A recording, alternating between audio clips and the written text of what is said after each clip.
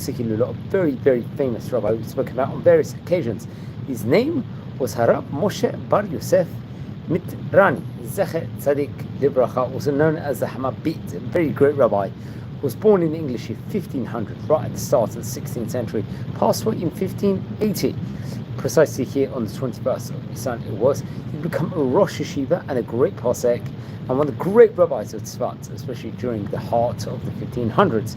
Let's relate over a few of the words within regards to the great rabbi's life. So, as we stated on the set, he was born in the year 1500, so naturally that was right at the start of, let's just say, a time period that will end up seeing greatness actually coming in Tzfat. He was born to a family of scholars, and remember the Spanish Inquisition was just around 8 years just before he had been born over there, and he was part of the exiles of family, where I think they were related to Rabbi Isaiah Miterani, if I'm not mistaken, another one of the great Italian rabbis. I think it will be a famous Talmudic commentator in of itself, and much brilliance within regards to him. He would, so that's interesting. I think in the year Heireshne Nun Zayin, he would actually reach with Saloniki in Yavan in Greece, respectively, over there, and he would learn eventually, I think, in Yeshiva of Rabbi Yosef Fassi, another great rabbi of Adrian Paul, if I'm not mistaken, one of the famous rabbis of his time, also another rabbi that had been part of the Spanish Inquisition, had to leave Spain, respectively, over there. And I would recommend everyone to learn about, let's just say, this entire topic of what actually went on at that stage. So he would learn inside there, and he was close. I think his uncle's name was Rabbi Aaron Mitrani, if I'm not mistaken, and they would also learn together. He learned with his auspices. When he was about 18 years of age, it was reported over he would make Aliyah and move to Eretz Israel. He would settle in one of the 4 holy cities of Israel called Tzfat over there, and would study Torah under the auspices of Rabbi Yaakov Bera, another great distinct, and he would, let's say, one of the great rabbis of the 16th century in let's just say in the golden age period of Tzfat. He became his distinguished student.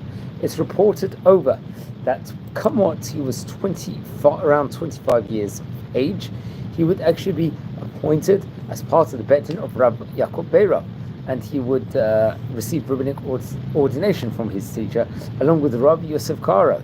Many of the great rabbis, Rabbi Yosef Karo respectively being the author of the Code of Jewish Law, the Shulchan Aruch.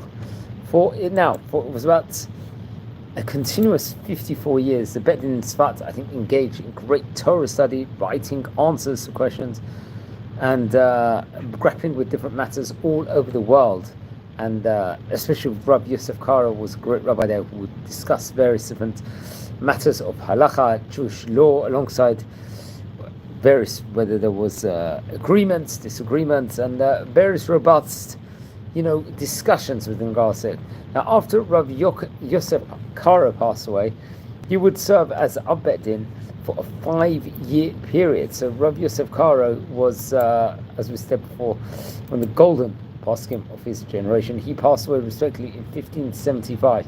I think that was 5 years before Rabbi Moshe passed away respectively.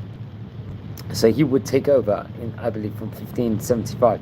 Now, he would stay in contact with many of the great rabbis of the generation of the Ottoman Empire, including the famous Radbaz, Rabbi Tzal Ashkenazi, and Rabbi Moshe Al-Sheikh. Rabbi Moshe Al-Sheikh, I think the latter being a rabbi we spoke about only quite recently inside this series. We think last week he himself passed away 1600, about 20 years after Rabbi Meterani, respectively. He was, much can be said within regards to the great rabbi, his brilliance. He was in contact with many different people, and I think there was a lot of troubles anti-Semitism-wise all over the various vicinities, and he would, let's just say, keep in contact with the entire Jewish community, and be constantly keeping an eye and praying and taking on important roles in of itself. He passed away in 1580. It happened to be on the last day of Pesach. He left 2 sons, Rav Shlomo, who would become a great rabbi in Egypt, and Rav Yosef, another one of the famous rabbis of Tzfat, a rabbi also that we've spoken about before. I believe he's also called the Maharit. Respectively, he passed away himself in the year 1639. So that's interesting. I think he would also have a famous book, Safnat Pa'an, I believe his son. Okay, now he himself, Rabbi Moshe Meterani, would actually compose various different great Torah books in of itself. Let's explore some of the books that he will author, some of the brilliant books that he will author. So included among the books includes the Kiryat Sefer, which is actually printed in Venice. I think that was in the year, Venice. I think it was on the Mishnah Torah of the Rambam. There was also various different other great writings, a Perush on the Hatchiyah Vafdot. I think this was Reish Samach Gimel V'Sefer Igrot Geulat Olam. And he would also write another Kitzur Shuvot, the question and answers of the Harashbash, the Harashbat, the Sefer Yochzan. And there was more writings in the Sefer Hakli'ah, if I'm not mistaken. And that was that's also very, very interesting. He lived at a time period where there was Rabbi Yosef Karo, the Radbaz, Rabbi Betzalel Ashkenazi, various great rabbis. Now he included among his descendants, we mentioned Rabbi Yosef Meterani and Rabbi Shlomo Meterani. And a lot of his book was based on Shelot and Shuvot of the Mabit, respectively. Now, he passed away, he would be buried, I believe, in the old Jewish cemetery in Tzfat, respectively. Don't forget to light candles in memory. Friends, we're a community here. We're learning about the great Oriental rabbis yesterday. It was Rabbi Moshe Meterani, and he passed away 1580. If you're related or descend from any of these great rabbis, please send me an email. I'd love to hear more. So wishing you well, and subscribe.